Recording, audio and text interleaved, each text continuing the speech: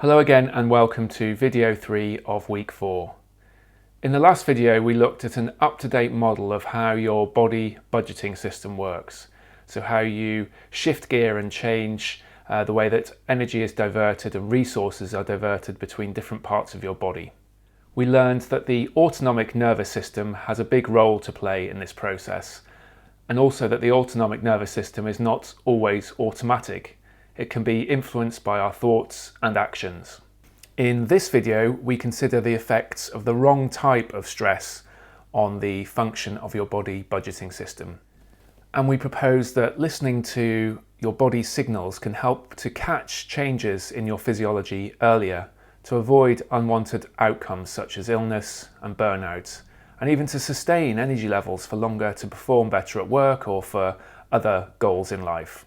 These days, problems with body budgeting systems are cropping up in epidemic proportions. There's a growing understanding that health conditions with different labels such as fibromyalgia, chronic fatigue, POTS, which is a condition that affects the circulation of blood, all have a common underlying cause: dysregulation of the autonomic nervous system. It's found in most of these conditions, and the catch-all term dysautonomia has been coined to group these conditions together. So many researchers believe that this can happen when the alert and ready or sympathetic part of the autonomic nervous system that we learned about in the last video works too hard for too long, a kind of tired and wired form of burnout, or when the rest and digest team becomes kind of short-staffed or laid off. I have a short story to share that may help to emphasise this. For many years pre-pandemic, I've enjoyed taking saunas at my local gym after a swim or a workout. In traditional sauna houses, the type with hot stones, it's normal to throw water on the stones to increase humidity, making the air feel less dry and to give the room a steamy boost of heat. Although instead of hot stones, the modern sauna I use has an electric heater that's thermostatically controlled. Despite having no stones and being kept out of view behind a wooden screen, gym members often try to recreate the traditional sauna atmosphere by spraying bottled water and fragrance oils on the heating element and the thermostat. Unfortunately, after several months of this, so much water had been applied that several faults started to develop. The thermostat broke and the heating elements corroded and eventually snapped. These modern saunas are designed to take only small amounts of water, so damage occurs when the thermostatically controlled system is repeatedly stressed out. To the gym members' frustration, the sauna was out of action for nearly a month, whilst new parts were being delivered and repairs were done. Eventually it was reopened, again with a sign telling guests that too much water would damage the sauna and put it out of use, and that pouring bottled water on the elements was actually forbidden. The notice was obeyed for a couple of months before the sign was taken down. Soon afterwards, the overzealous guests started spraying water again. Just like this stressed out sauna, if something goes wrong with the feedback mechanisms in your body, then body budgeting is disrupted. This may eventually lead to loss of function in the body and lead to disease. Failures in feedback loops controlling our bodily functions have been found in many conditions ranging from diabetes and cancer to autistic spectrum disorder.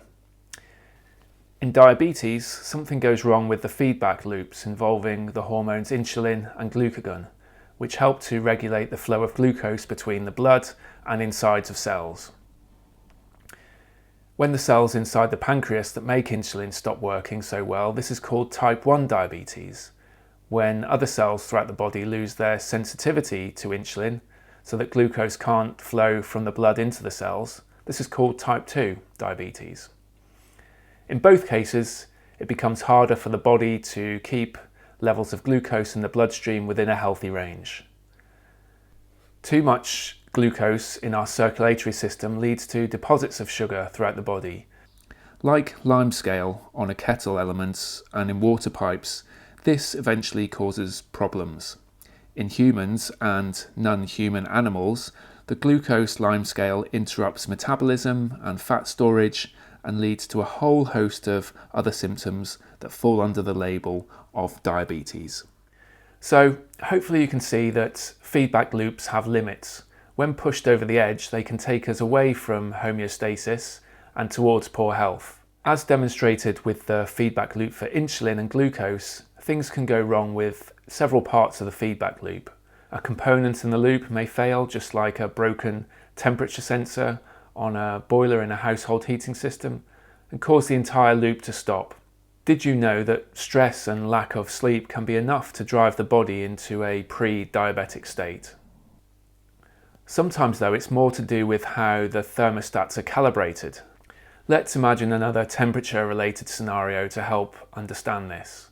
So let's imagine you've invited guests around for dinner on a cold winter's night. A couple of your guests have walked a long way to your house, and they're the type of people who feel the cold more than you normally do. To help them feel comfy, you change the settings on your central heating. Normally the thermostat might be set to around 19 degrees Celsius, but you now raise it to 23 degrees Celsius so they can take their scarves and coats off and relax. This is perfect whilst you entertain your guests. Although if this set point was left untouched all year round, it would have unwanted consequences, a hefty bill for one, and personal discomfort in the warmer months. So altering the set points is routine for your body. When you have the flu, for example, the set point of your core body temperature goes up to help fight the virus. We call this raised set point a fever. Of course, it should return to normal once you recover. However, altering your body's set points too much for too long can have disastrous effects. The set point of lipostats we learned about in the last video appears to be altered in many people with obesity. This goes some way to helping us understand the rise of obesity in recent decades and why so many people find it hard to lose weight in the long term, even after following diet and exercise plans. They are literally fighting against powerful control centers in their brain that have been calibrated to make them eat more. Now, science hasn't fully figured out why lipostats are altered so much these days, and many environmental and lifestyle factors are involved. But the important thing to realise is that it is possible under many circumstances to recalibrate these set points again. The US-based medic Dr. Ralph Garbo, who was interviewed on the Inner Sense YouTube channel, has coined the phrase autonomic rehabilitation, which refers to how we can use a combination of interoceptive awareness, in particular breathing exercises, as well as looking at the relationship between our thoughts and feelings to help better regulate our nervous system for better body budgeting. The reference section for this week lists studies where mind-body techniques have been shown to help people deal with symptoms of stress and disease. Examples include inflammatory bowel disease, work-related stress, and even relationship stress. We'll finish this video here. The next video is your body awareness exercise and self-reflection for week 4. Please move on to that in your own time. If we think back to the interoception training process, notice, explore, influence, enjoy, we're now at the stage of influencing and enjoying. Please proceed to the next video in your own time. Thank you very much.